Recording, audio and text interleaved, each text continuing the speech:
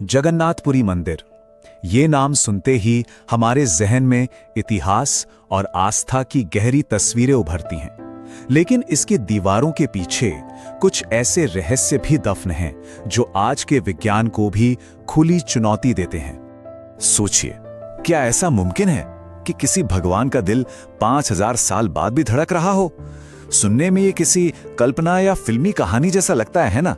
पर यही एक सवाल हमें एक ऐसी अविश्वसनीय यात्रा पर ले जाता है जहां आस्था और रहस्य के बीच की लकीर सच कहूं तो लगभग मिट जाती है।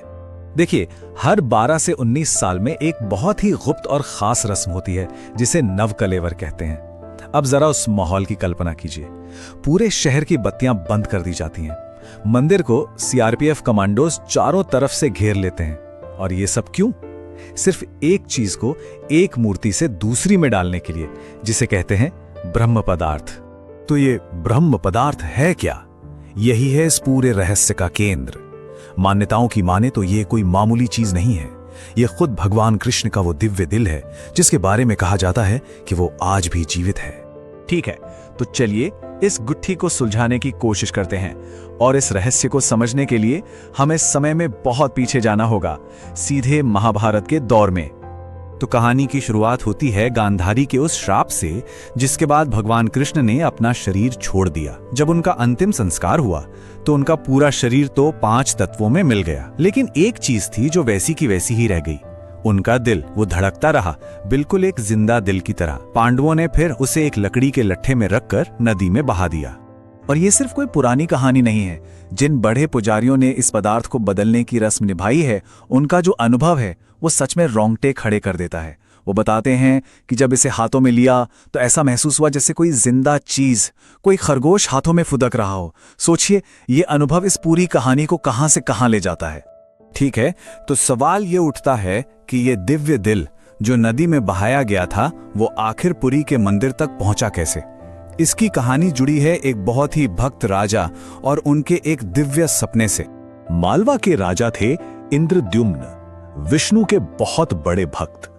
एक रात उन्हें सपने में खुद भगवान विष्णु ने आदेश दिया।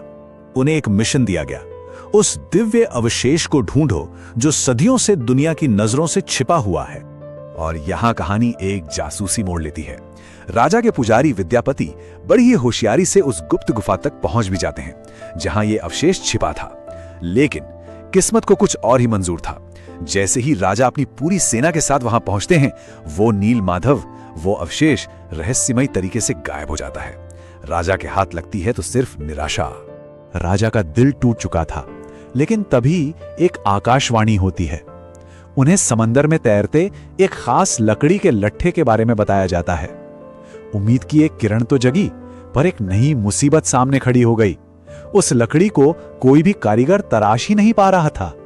जब दुनिया भर के बड़े बड़े कारीगरों ने हाथ खड़े कर दिए, तब वहां एक रहस्यमयी बूढ़े बढ़ई का आना होता है।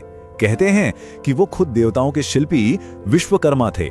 वो मूर्तियां बनाने के लिए तैयार तो हो गए, लेकिन उनकी शर्तें बहुत ही अजीब और सख्त थी, जिसने इस रहस्य को और भी गहरा बना दिया। 15 दिन तक उस बंद कमरे के अंदर से छेनी हथौड़ी की आवाजें आती रहीं। सब ठीक चल रहा था, लेकिन 15वें दिन के बाद कमरे में एकदम मौत जैसा सन्नाटा छा गया। अब रानी गुंडिचा के मन में यही सवाल आया। वो बेचैन हो उठी। अंदर से कोई आवाज नहीं। उन्हें डर लगने लगा कि कहीं भूख प्यास से उस बूढ़े कारीगर की मौत तो नहीं हो गई। रानी की बेचैनी और जिद के आगे राजा को झुकना पड़ा और दरवाजा खोल दिया गया। अंदर बढ़ई गायब था और सामने पड़ी थी 3 अधूरी मूर्तियां।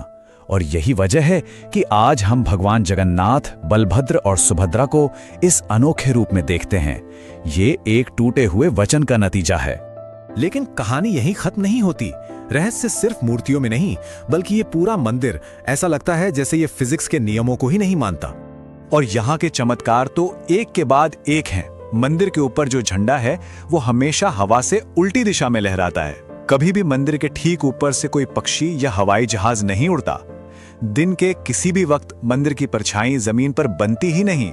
इन घटनाओं का आज तक कोई वैज्ञानिक जवाब नहीं मिल पाया है। भक्तों के लिए तो ये भगवान की मौजूदगी का साक्षात प्रमाण है। और फिर आता है मंदिर की रसोई का वो चमत्कार जो दिमाग घुमा देता है। यहाँ प्रसाद पकाने के लिए 7 मटकियां एक के ऊपर एक रखी जाती हैं। अब लॉजिक तो ये कहता है कि सबसे नीचे वाली मटकी का खाना पहले पकेगा, है ना? पर यहाँ ठीक उल्टा होता है। सबसे ऊपर वाली मटकी का खाना पहले पकता है। और कमाल की बात यह है कि प्रसाद कभी कम नहीं पड़ता, ना ही कभी बर्बाद होता है, चाहे रोज हजारों लोग आएं या लाखों। इन रोज के चमत्कारों से भी बड़ी एक और बात है। इस मंदिर का आज खड़ा होना ही अपने आप में एक चमत्कार है। सदियों के हमलों और उथल पुथल के बीच इसकी सहन शक्ति का सबूत है। 18 ये कोई मामूली संख्या नहीं है। ये वो संख्या है जितनी बार इस मंदिर पर हमलावरों ने हमला किया, इसे तोड़ा और अपवित्र करने की कोशिश की। और ये संख्या इस मंदिर के लचीलेपन की एक अविश्वसनीय कहानी बताती है। सोचिए, हर हमले के दौरान वहां के पुजारियों और भक्तों ने अपनी जान पर खेलकर इन पवित्र मूर्तियों को बचाया। कभी उन्हें जमीन में गाड़ दिया गया, तो कभी मीलों दूर जंगलों में छिपाया गया, कुछ मामलों में तो 140 साल तक, सिर्फ इसलिए ताकि ये दिव्य परंपरा जिंदा रह सके। तो इन सारे अनसुलझे रहस्यों को लेकर 2 बड़ी बातें सामने आती हैं। एक तरफ है गहरी आस्था, जो मानती है कि ये सब भगवान की सीधी शक्ति है, उनका चमत्कार है। वहीं दूसरी ओर कुछ लोग अटकलें लगाते हैं कि ये किसी खोई हुई बेहद एडवांस्ड प्राचीन तकनीक का नतीजा हो सकता है, जिसका विज्ञान आज हमें मालूम नहीं। तो आखिर में सवाल वहीं आके रुक जाता है, जगन्नाथ मंदिर का ये रहस्य असल में है क्या? क्या ये दिव्य ऊर्जा का कोई स्रोत है, प्राचीन तकनीक का कोई नमूना है, या फिर ये करोड़ों लोगों की उस अटूट आस्था का प्रतीक है जो हजारों सालों से आज भी उतनी ही मजबूत है? शायद इसका जवाब विश्वास और रहस्य के इसी संगम में कहीं छिपा है।